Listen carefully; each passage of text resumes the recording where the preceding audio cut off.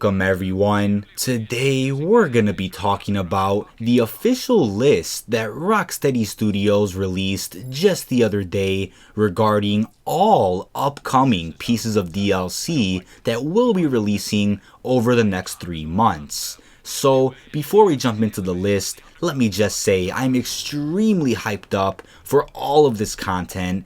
I honestly think that Batman Arkham Knight has been such a blast. It's been a fantastic finale to the Arkham series. And even if WB Games ends up making a sequel to Arkham Origins, I still think that Arkham Knight is the ultimate finale.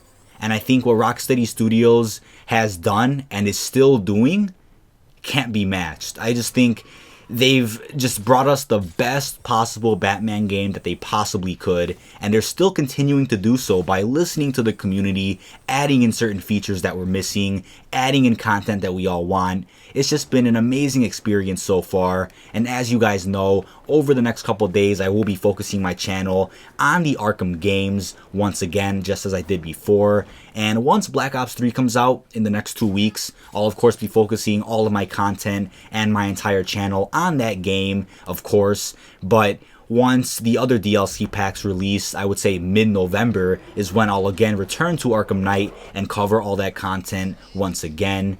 But let's jump right into the list here. So starting off with the month of October, as we know, there was a free update which allowed for character selection in the AR combat challenges, and there was also the addition of an optional hard difficulty in AR combat and Batmobile combat challenges. So I've been saying this for the longest time, character selection is key. It is key for the Arkham games. We've experienced character selection within the other Arkham games, so why not include it for Arkham Knight, the epic finale to the Arkham series? Why wouldn't they have character selection in the game? But that's a question that I really can't answer. I don't know if it was someone at Rocksteady who decided that, or someone at WB who thought, why not just leave it out? I don't know who came up with that decision, but obviously the community reacted pretty seriously, and we of course all wanted character selection to be able to play as not only Batman, but the other characters we also paid for. We have the Red Hood, Harley Quinn, Batgirl, Catwoman, so many fantastic characters that are in this game. So why not play as them in our combat challenges? And Rocksteady did say that they will be adding in character selection for Predator maps in November. So continuing on with October, we also have the Batman Classic TV series Batmobile Pack, which features 2 racetracks known as the Batcave set and the Penguin's Dockyard. We also have 2 classic TV series skins for Catwoman and Robin. We also have the 1970s Batman-themed Batmobile skin. So we already kind of have the 1960s themed Batmobile, but we're going even farther than that, going to the 1970s Batmobile as well. Now, last but not least, for October, we're also going to be seeing the 3rd Crime Fighter Challenge Pack, which features 6 AR challenges known as Chemical Reaction, Stage Fright, Cauldron Speedway, Guardians, Precinct, and Vertigo. So moving on to November, this is where things get extremely interesting, and November is definitely a big month to get hyped up for all of us big Arkham fans out there. Now, just when we all thought we wouldn't ever see a Batman vs Superman Dawn of Justice skin, we were all wrong, and we all got surprised just the other day by Rocksteady when they confirmed that in November we will be getting a 2016 Batman vs Superman Batmobile pack, which features the Ben Affleck Batsuit and the Batman vs Superman themed Batmobile as well. I'll of course have an image on screen. It looks fantastic. The only thing I would say about this is that this actual Batsuit does not feature a Ben Affleck render for Bruce Wayne, so it's still the traditional Bruce Wayne that we have in Arkham Knight, just with the Ben Affleck Batsuit on top. So it's not going to look like Ben Affleck in terms of the Bruce Wayne render, but it is the actual Batsuit that we will be seeing in the upcoming release for Batman vs Superman, which is extremely exciting, and I definitely didn't expect this to happen. You know, in the past we all requested a whole bunch of different suits that we all wanted in Arkham City and even in Arkham Knight, but Rocksteady did say time to time that it was difficult to just bring in a bunch of movie skins for the game, since they have to get the rights to it, they have to go through all this copyright BS, etc. And they did say that it was a big hassle to even get the Batman Returns skin and Batmobile into Arkham Knight. So I'm extremely surprised they managed to go and get the Batman vs Superman skin and Batmobile, which is to me insane, but I think it's a good idea. It not only promotes the movie a lot more, but it gives the fans something extremely exciting to look forward to within the month of November. But in November, we also have the Wayne Tech Pack, which features 2 racetracks for all of you Batmobile fans out there. The racetracks are known as Proving Ground and Wayne Tech Loop. We also have 2 Arkham episodes, which are supposed to be similar to the Red Hood and Harley Quinn episodes we already have, which I assume are going to be probably around 20 minutes long each. So don't expect too much out of these Arkham episodes. I have been disappointed by the actual length of the Arkham episodes, but we still have the Season of Infamy to look forward to, which will feature full-length side missions, which I'll talk about in a little bit. But for the first Arkham episode, it's known as Catwoman's Revenge, which features 1 story mission and 2 AR challenge maps. The second Arkham episode is known as A Flip of a Coin, starring Robin. This one also includes 1 story mission and 2 AR challenge maps. Now, also in November, it was confirmed that Arkham Episodes AR Challenge update will come into effect, which will include maps from the GCPD lockdown. So as we know, in the past, when the GCPD Lockdown Nightwing Arkham episode got announced, it was only a story mission that actually came into the game. And in November, it seems we're going to be actually getting some separate AR challenges taken directly from GCPD Lockdown, in which we can then play on and select any character we want to actually go into the map to. So I think that's a good idea. I'm still expecting Rocksteady to hopefully break down the Harley Quinn Arkham episode as well, so that we can hopefully get maybe some separate side missions using her as well.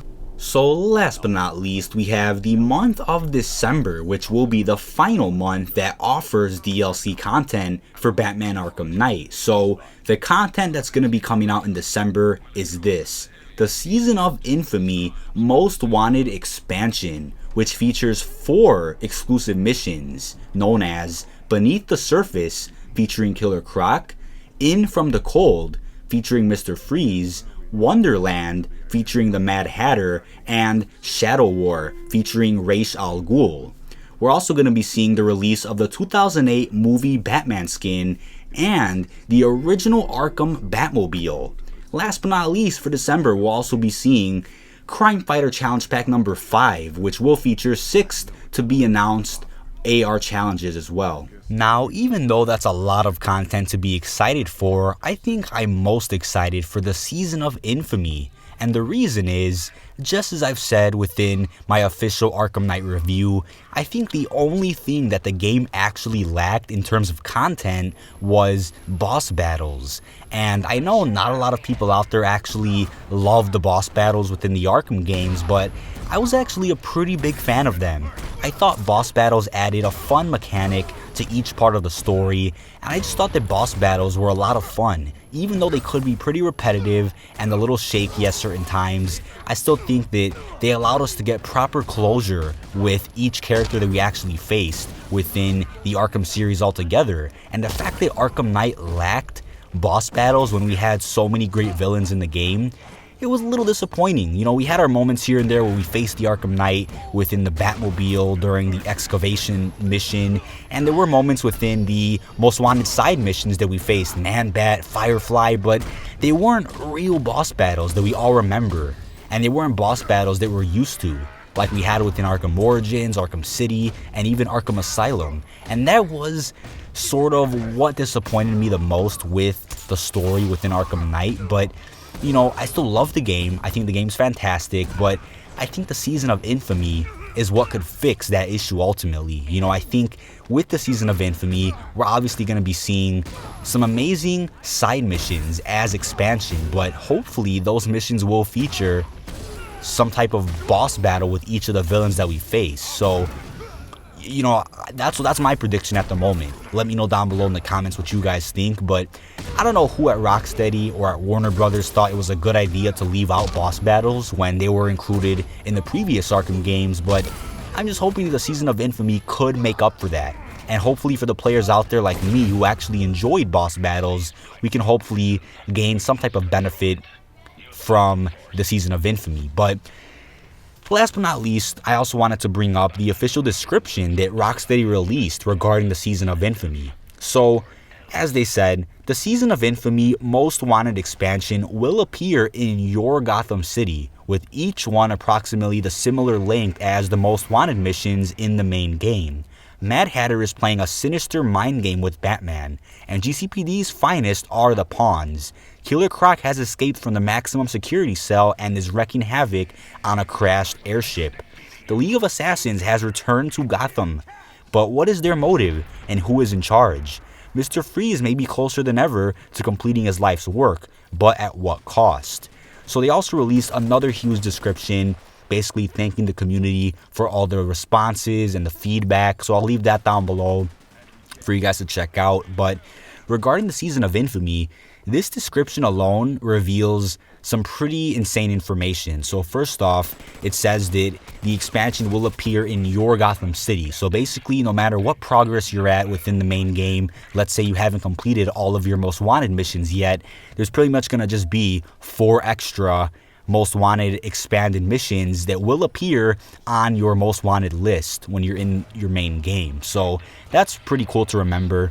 And second off, we have the descriptions for each of the missions. So with Mad Hatter, I'm looking forward to see how that plays out. And I'm not exactly sure if this will take place after Arkham Knight, which I'm assuming it will, and we'll have to wait and see. But it says Mad Hatter is playing a sinister mind game with Batman, so I'm assuming this will take place maybe during the events of Arkham Knight. That's what I'll assume at the moment.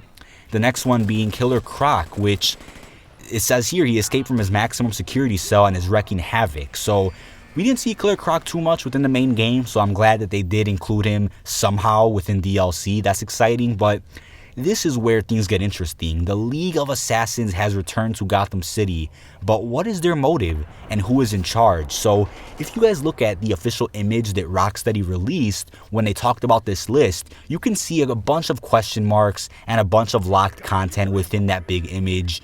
Within the image, you could also see Ra's al Ghul on the top left corner, as you can see. So we'll hopefully be getting some more closure with the League of Assassins. This is also something that I brought up in my review. You know, why didn't we get, you know, any closure with the League of Assassins, you know, within the main story? And luckily, that's also going to be fixed within the Season of Infamy.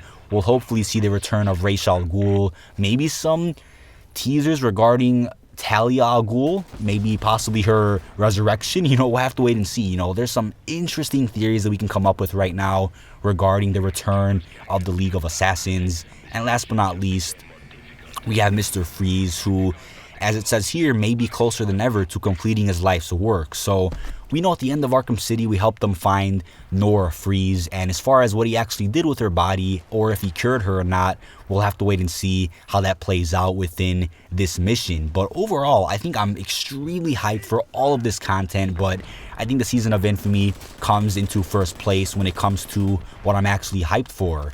So that was all the content that we'll be releasing over the course of October, November, and December. I'll leave a link down below, as usual, to the official list itself so you can check it out, look up the images on all this content as well.